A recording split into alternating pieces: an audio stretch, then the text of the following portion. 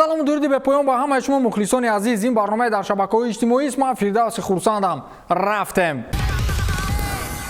оғоз мекунем аз Барселона. унҷо гапу калочаҳо хеле зиёд аст. Ансу Фати бозингари 17-солаи дастаи каталонӣ ки дар охирин бозиаш 2 гол зад, ба ин тартиб ягона бозингаре дар таърихи Ла Лига гардид ки дар чунин сину сол дубл намояд. аз ин рӯ саҳифаи расмии Ла Лига ба ин муносибат ӯро табрик намуданд, вале дар ҷои Фати иштибоҳан акси Нелсон Семедоро гузоштанд. саҳифаи мазкур навиштааст ки Фати бовар намекунад ки дар таърихи Ла Лига саҳифаи нав кушод, аммо унҷо акси Семедо аст. ин иштибоҳ кӯдакона аст, навиштааст нафаре дар ҷои шарҳ. пойгоҳи иттилоотии ESPN дирӯз хабар дод ки Месси бозиҳоро бо дарди шадиди пой мегузаронад, аммо ҳеҷ кас ҳис намекунад ки беҳтарин бозингари дунё дар зонияш дарди шадидеро ҳис намояд. ин дар ҳоле аст ки баъд аз омадани Кике Сетиен ба сифати сармураббии дастаи каталонӣ сабки тамринҳои дастаи мазкур иваз гардиданд ва дар яке аз ҳолатҳо Месси осеб бардошт, аммо инро Месси ва раҳбарияти бошгоҳ пинҳон мекунанд, чун ивазкунандаи Месси дар даста пайдо намешавад. Луис Суарес ва Дембеле ҷароҳат бардоштанд ва то охири мавсим наметавонанд дастаашонро кӯмак намоянд. агар Месси набошад, пас аҳволи даста чӣ мешавад, худо медонад. боз дар мавзӯи Месси. чанд рӯз мешавад атрофи ҷангу ҷанҷоли Месси бо ҳамкоронаш хабарҳои пайдарпай нашр мегардад. дирӯз расонаҳои испанӣ дар мавриди танишҳои лафзии Месси бо ҳамкори дигараш Жерар Пике хабар доданд. сарчашмаҳо мегӯянд дар вақти тамрин миёни Месси ва Пике ба қавли худамон гапҳо гурехт ва онҳо бо садои баланд миёни худ баҳс карданд. кор то даст ба гиребонгирӣ нарафт, чун бозингарони дигар садди роҳи ин гаштанд. онҳо дар мавриди чӣ баҳс карданд номаълум, вале гуфта мешавад ки дар утоқи либоси ивазкунии каталониҳо баъд аз ивазшавии сармураббӣ ҷангу ҷанҷолҳо пай дар пай идома меёбад ва сабаби нофаҳмӣ миёни бозингарону раҳбарият маҳз дар ҳамин мавзӯъст. ҷанҷоли навбатӣ дар фазои дастаи каталонӣ ва он ҳам марбут ба Мессист. ин навбат директори варзишии Барселона, собиқ муҳофизатгари ин тим Эрик Абедал ошкор иқрор шудааст ки воқеан ҳам муҳити даста ноором аст, зеро аксар футболбозон истеъфои сармураббии қаблӣ Эрнесто Валвердеро мехостанд ва аз пушти ӯ дар бозиҳо талош барои натиҷа намекарданд. Абедал гуфтааст ки хулосаи аз кор рондани Валверде баъд аз бозӣ бо Реал бароварда шуда буд ва агар Барса дар суперҷоми Испания низ ғалаба мекард, мо бо мутахассиси мазкур хайрухуш мекардем, зеро даста аз лиҳози тактикӣ ва маҷмӯи бозиҳо натиҷаи хуб надошт. баъд аз ин Месси дар саҳифаи расмии худ ба Эрик Абедал муроҷиат карда гуфтааст ки ҳарчанд ман нағз намебинам чунин амалҳоро, аммо суханҳои ӯ маро маҷбур намуд ки овоз баланд кунам. гар ту дар ин масъала ҳарф задӣ, бояд ҳатман бо ному насаб ҳарф мезадӣ, вагарна бо ин гуфтаҳоят ҳамагонро гунаҳгор эълон кардӣ. ба назари ман бояд ҳар кас ба сухани худ ҷавоб гуфта тавонад. ҳар чизе ки дар майдон рух медиҳад, мо масъулияташро бар дӯш мегирем.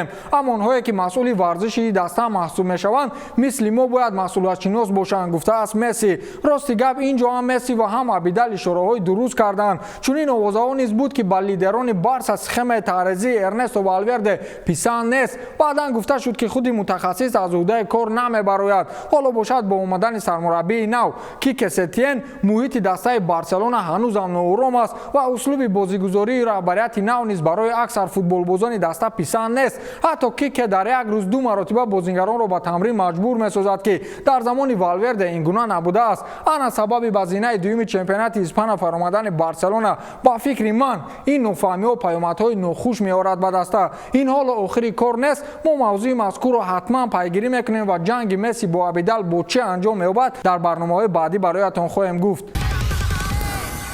Новак Ҷоковичро $20,000 ҷарима мекунанд. ин дар ҳоле аст ки дар финали Australian Open 2020 Ҷокович бо Доминик Тим мубориза мебурд ва дар сети дуюму 2 маротиба барои кашол додани вақт огоҳӣ гирифт. баъди бохти гейм ӯ назди довар рафт ва бо боявзоли довари корт ба дасташ 2 маротиба мешавад ки ин кори Ҷокович амали ғайри варзишӣ аст ва аз ин рӯ мақомоти интизомии Австралия Ҷоковичро маблағи $20,000 ҷарима мебанданд. Ҷокович дар твиттери худ навишт ки ман воқеан намедонистам ки ин амали ман мамнӯъ аст.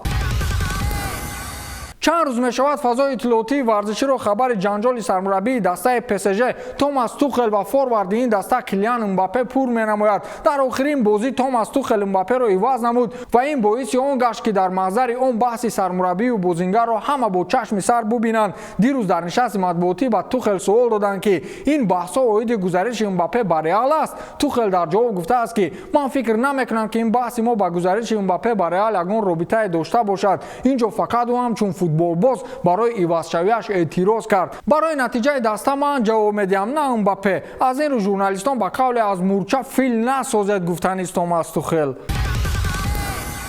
фазои дастаи Манчестер Сити низ ноором аст. Медонед барои чӣ? Барои он ки натиҷаҳои охири даста бозингаронро низ қонеъ намесозад. Баъд аз бох аз дастаи Тоттенхэм Гвардиола 45 дақиқа журналистонро мунтазир монд, чун дар утоқи либосивазкунӣ Гвардиола маҳз ҳамин мавзӯъро бо бозингарон муҳокима мекард. ӯ аз бозингарон пурсидааст ки шумо чӣ фикр доред? Бозингарон ба сифати эътироз гуфтаанд ки даста бояд дар ҳайати асосӣ тағйиротҳоро кам кунад. онҳо эътироз бар он доранд ки Пеп дар як бозӣ 2 маротиба схемаи бозиро иваз мекунад ки дар чунин ҳолат маҷбур аст дар ҳайат тағйирот намояд. аз рӯи нишондод ин мавсим Гвардиола 76 маротиба дар ҳайат тағйирот намудааст. ба андешаи бозингарони Манчестер Сити нокомии паёпаи онҳо маҳз аз ҳамин сабаб аст. Флойд Мейвезер дирӯз дар саҳифаи инстаграми худ аксеро гузошт ки дар тан ба истлоҳ курткаеро ба бар кардааст ки нархаш $6,500 аст. инҷо муҳим нест ки мо нархи курткаи ӯро бигӯем. муҳим он аст ки 90% шаҳрнавистон интиқод карданд ки Мейвезер аз ин сарфаҳои бемаънои худ беҳтар аст ба фондҳои хайриявӣ маблағгузорӣ намояд. манам ба фикри шумо истифодабарандагони гиромӣ ба истилоҳ хуш. имрӯз беҳтарин бозингари дунё Криштиану Роналду 35 сола мешавад. ин маънои онро дорад ки мо наздик мешавем ба он рӯзҳое ки дигар ин бозингарро дар майдон набинем. аслан дар чунин сину сол аксарияти бозингарон карьераи варзишии худро хотима мебахшанд. аммо дар Турин мутахассисони тиб маълум карданд ки организми Роналду ба дараҷаи организми ҷавонӣ 18 сола қувват дорад. бошад ки мо солҳои сол бозии яке аз беҳтарин бозингари дунёро бубинем. ба ҳамин тамом то дидор хайр.